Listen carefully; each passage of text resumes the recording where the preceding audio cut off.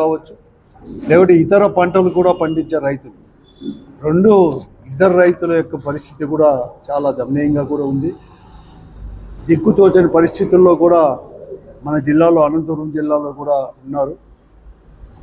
ఏదైతే ఉద్యాన పంటలు పండించే రైతుల్ని చాలా కూడా దినదినానికి కూడా ఈ జిల్లాలో భూగర్భ జలాలు కూడా తగ్గిపోతూ ఉన్నాయి.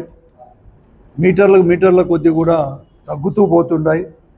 నిట్ట నిలువున ఈరోజు చెట్లన్నీ కూడా కొన్ని లక్షల రూపాయలు 10, 15, 20 సంవత్సరాల నుంచి పెంచిన చెట్లు తన కళ్ళ ముందరే నీరు అనేది కూడా లేకోకుండా ఎండిపోతూ ఉంటే, పసి పిల్లల కంటే కూడా ఎక్కువ చూసుకున్న ఈ చెట్లు ఎండిపోతుంటే వారి యొక్క పరిస్థితి చాలా దయనీయంగా కూడా ఉంది. కానీ వీరి పరిస్థితిని గురించి కానీ ఇతర పంటల పరిస్థితుల గురించి పండించే రైతుల గురించి కానీ ఈనాడు ప్రభుత్వం పట్టించుకోలేదు. ప్రజాప్రతినిధులు ఉదాసీనంగా కూడా ఉన్నారు. ప్రభుత్వము అలాగే వ్యవహరిస్తూ ఉంది. 3 మంత్రులు ఉన్నా, ఇంతమంది ప్రజాప్రతినిధులు ఉన్నా రైతుల యొక్క పరిస్థితి అనేది కూడా ఎక్కడ కానీ లేదు. ముఖ్యంగా ఈ జిల్లాలో, మన అనంతపురం జిల్లాలోనే దాదాపుగా కూడా 22 మండలాల్లో కూడా భూగర్భ జలాలు అనేది కూడా తగ్గిపోతూ ఉన్నాయి. ముఖ్యంగా గాలిదిన్న మండలంలో కానీ యాడికి, పుట్టూరు, ఎల్లనూరు, కూడేరు, బెలుగుప్ప, బ్రహ్మసముద్రము, సెట్టూరు, ఇలాగ అనేక మండలాలు కూడా, బుక్కరాయ సముద్రము, 22 మండలాల్లో కూడా భూగర్భ జలాలు ఎండిపోతున్నాయి. ఒక 7-8 మండలాల్లో అయితే ఇంకా ఎక్కువ కూడా, అంటే ఈ గార్లదిన్నె, యాడికి, పుట్టూరు, ఎల్లనూరు, కూడేరు, ఇవన్నీ పరిస్థితులు కూడా చాలా దయనీయంగా ఉన్నాయి. ఎవరు కానీ ఏ ప్రజాప్రతినిధి కూడా కనీసం వారి గురించి కానీ, లేకుంటే ఆ గ్రామాలలో పోయి పరిస్థితి కూడా కనీసం చేసి ప్రభుత్వం దృష్టికి తీసుకొని పోయి ఏదో రకంగా రక్షక తడులు కావచ్చు, లేకుంటే ట్రాక్టర్ల ద్వారా కూడా ఏమన్నా కూడా నీరు అనేది కూడా తోడి గతంలో ప్రభుత్వాలు చేసినట్టు అటువంటి ప్రయత్నాలు కూడా చేయలేదు. నేను అనుకున్నాను 2002లో అనుకున్నాను, ఇదే తెలుగుదేశం పార్టీ ఉన్నప్పుడు కూడా అప్పుడుండే పరిస్థితుల్లో సింహాద్రిపురం మండలం కానీ పులివెందుల్లో ఒక దగ్గర అనేది కూడా బోర్ లేపించి నీరు వేసేట, అక్కడి నుంచి కూడా ట్రాన్స్పోర్ట్కి చేసిన ఉదంతాలు కూడా ఎన్నో కూడా ఉన్నాయి.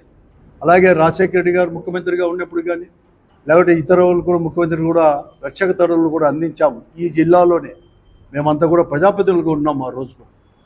కానీ ఈరోజు అటువంటి పరిస్థితి ఎక్కడ కానీ కనిపించలేదు.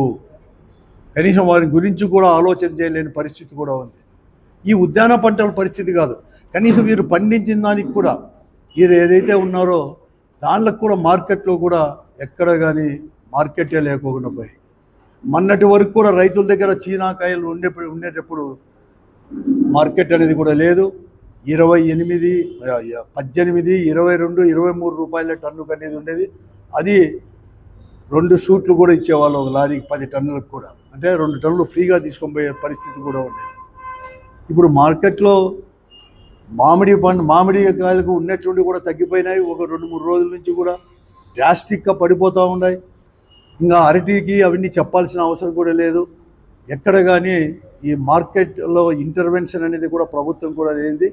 కేవలం దళారుల యొక్క మధ్యవర్తిత్వం వాళ్ళది కూడా ఎక్కువైపోయి వారికి ఆదాయం కొనుగోర్చడానికి, వాళ్ళని ప్రొటెక్ట్ చేసేదానికే ఈరోజు ప్రభుత్వం కావచ్చు, ప్రజాప్రతినిధులు కూడా వారి దగ్గర నుంచి దండుకుంటూ ఈ జిల్లాలోనే ఎక్కడైతే ఉన్నారో మార్కెట్లు అనేది కూడా ఉన్నాయో, మార్కెట్ యార్డ్ కావచ్చు, లేకుంటే టమాటో మార్కెట్లో కావచ్చు, ఇక్కడ కూడా అన్ని మార్కెట్లు, అట్లా పులివెందులు కూడా మార్కెట్ ఇచ్చినా కానీ వీరే ప్రజాప్రతినిధులు కూడా వారి దగ్గర నుంచి కమిషన్లు తీసుకుంటూ వాళ్ళను ప్రొటెక్ట్ చేస్తున్నారు. కానీ రైతుల గురించి మాత్రం, దీన్ని పండించిన రైతుల గురించి మాత్రం ఆలోచన చేసే పరిస్థితులు కూడా లేని పరిస్థితి కూడా ఉంది.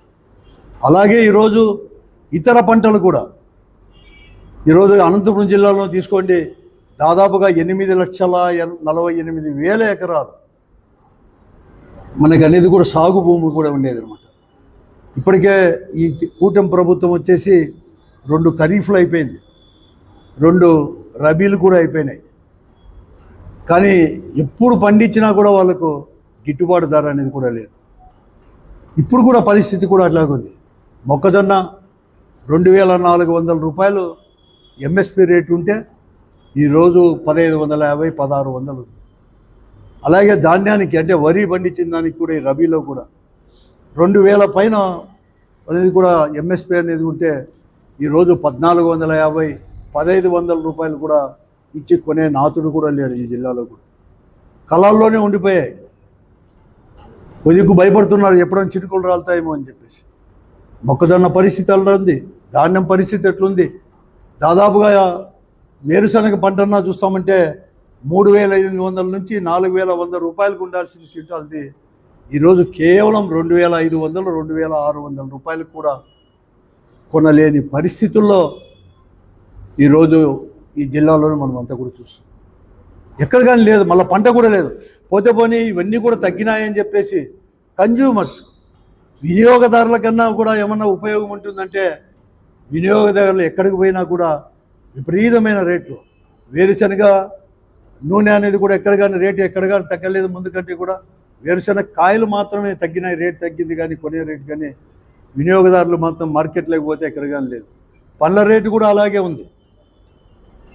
మామిడి తీసుకో, చీనా తీసుకో, ఏ పంట తీసుకున్నా కూడా, అరటి తీసుకో, ఏం తీసుకున్నా కూడా వినియోగదారులకు మాత్రం విపరీతమైన రేట్లు వచ్చి పంట ప్రజలు కొనుక్కోవాలి. ఎక్కడ పోతుంది? ఇది దళారుల పాలవుతుందా? నేను అడుగుతున్నాను, సూటిగా ఈ ప్రభుత్వాన్ని అడుగుతున్నాను, ప్రజాప్రతినిధులను అడుగుతున్నాను. ప్రజలు ఎన్నుకోబడిన వారు, ప్రజలకు మీరు మిమ్మల్ని ఓట్లేసి గెలిపిస్తే ఇంత